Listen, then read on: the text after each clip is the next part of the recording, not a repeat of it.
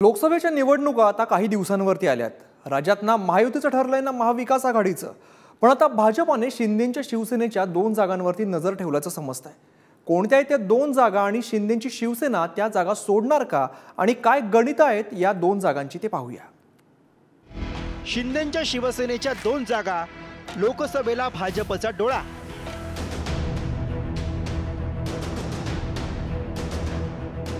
नार्वेकर आणि राणे लढणार, शिंदे कुठे जागा देणार? हे प्रश्न आम्ही नाही विचारत, तर हे प्रश्न उपस्थित झालेत रत्नागिरी सिंधुदुर्ग लोकसभा आणि दक्षिण मुंबईच्या लोकसभेच्या जागांमुळे। या दोन्ही जागा परंपरेने शिवसेनेच्या। शिवसेनेतल्या बंडानंतर आता आयोगाच्या निर्णयानुसार मूळ शिवसेना ही शिंदेंकडे असल्यामुळे साहजिकच त्या जागांवर शिंदेंच्या शिवसेनेचा दावा असणार। पण आता ही जागा महायुतीत मोठा भाऊ म्हणवणारी भाजप लढणार असल्याची माहिती समोर येते।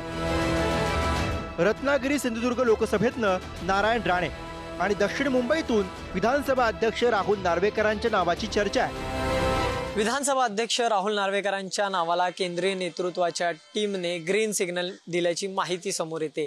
सध्या ठाकरेंच्या शिवसेनेचे अरविंद सावंत या ठिकाणाहून खासदार आहेत। त्याच मतदारसंघात आता भाजपने पक्ष संघटनेच्या बांधणीला सुरुवात केली आहे। विधानसभा अध्यक्ष राहुल नार्वेकर यांनी देखील लोकसभा निवडणुकीच्या दृष्टीने दौऱ्यांचा आता वेग वाढवलाय। त्यांनी आज वरळीमध्ये दौरे केलेले आहेत। फुटीनंतरही शिंदेंच्या शिवसेनेकडे हे मतदारसंघ जाणं राजकीय वर्तुळात अपेक्षित होतं, पण शिंदेंच्या शिवसेनेऐवजी भाजपनं आता बेरजेचं गणित करत या दोन्ही जागांवरती तयारी सुरू केली आहे। आणि शिंदेंच्या शिवसेनेनं सुद्धा मिशन 400 साठी कॉम्प्रोमाइजचं गणित आपलंसं केलंय। चर्चांवर नावं फायनल होत नसतात, एक प्रोसेस असते। ती प्रोसेस ज्यावेळेस होईल त्यावेळेस कोणाकोणाची नावं फायनल झाली ते तुम्हाला निश्चितपणे सांगू। स्वतः उदय सामंत, किरण सामंत आणि राणे साहेबांचं अतिशय चांगलं आहे आणि स्वतः राणे साहेब जर उमेदवार असतील तर मला वाटतं की किरण सामंत साहेबांचं खूप त्याला ऑब्जेक्शन असेल असं मला बिलकुल वाटत नाही। किरण सामंत साहेब इच्छुक आहेत, कारण काय आहेत की ही सीट शिवसेनेची आहेत, त्याच्यामुळे ते इच्छुक आहेत आणि त्यांनी इच्छुक असण्यामध्ये काही चुकीचं नाही आहे। त्याच्यामुळे उद्या जर राणे साहेब कॅन्डिडेट नसतील तर आम्ही 100% किरण सामंत साहेबांसाठीच ही सीट मागणार ना।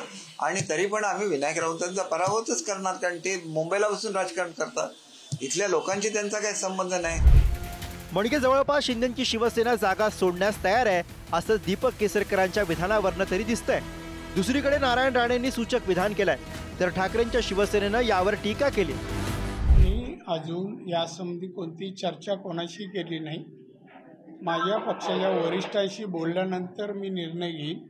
अद्याप माझा कुठलाही निर्णय झालेला नाही। नारायण राणे यांच्याविषयी मी एवढंच माझ्याकडे माहिती आहे की ते वारंवार मीडियासमोर सांगत होते की माझ्याला लढण्याची इच्छा नाही।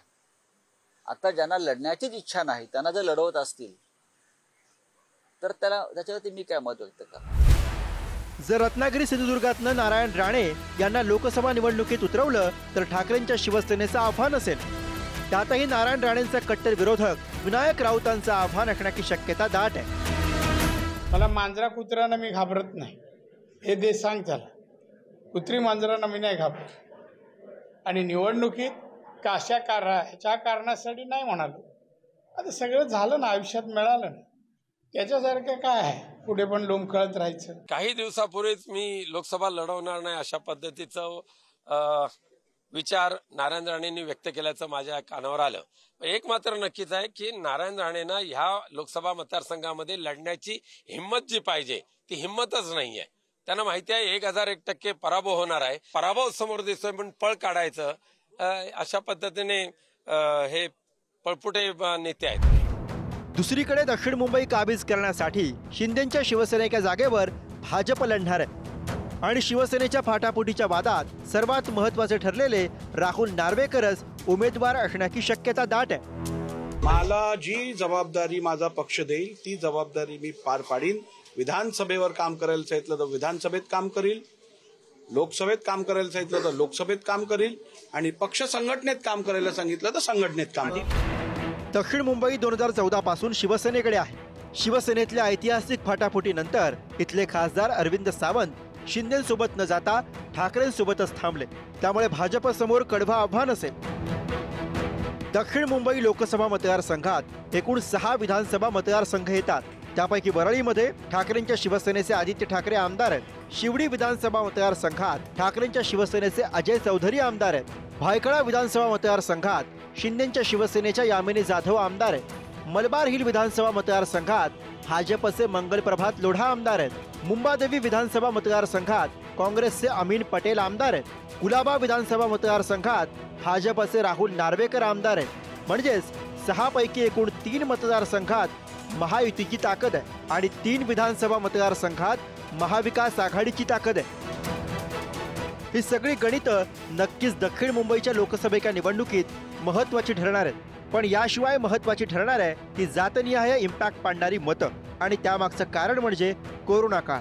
2019च्या लोकसभा निवडणुकीत मतदानाच्या टक्केवारीनुसार दक्षिण मुंबईत बौद्ध 4.35%, ख्रिश्चन 0.8%, जैन 2.1%, मुस्लिम 21.1%, SC 6%, ST 0.7%, शीख 0.44% मत आहे.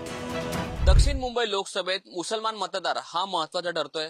कोरोना काळात ठाकरेंनी जी कामं केली आहेत त्यामुळे मुसलमानांचा मत हा ठाकरेंच्या बाजूने वाढला आहे आणि त्यामुळे ठाकरेंनी देखील राजकीय गणित हे जोडायला सुरू केले आहे. त्यांनी वंचितांना त्यांच्या सोबत घेतलं. मात्र दुसरीकडे आपण पाहिलं मुसलमानांचा मत हा MI ला देखील मोठ्या संख्येने पडतो आणि दक्षिण मुंबईच्या भायखळा परिसरातून 2014ला विधानसभेत त्यांचा एक आमदार देखील निवडून आला होता.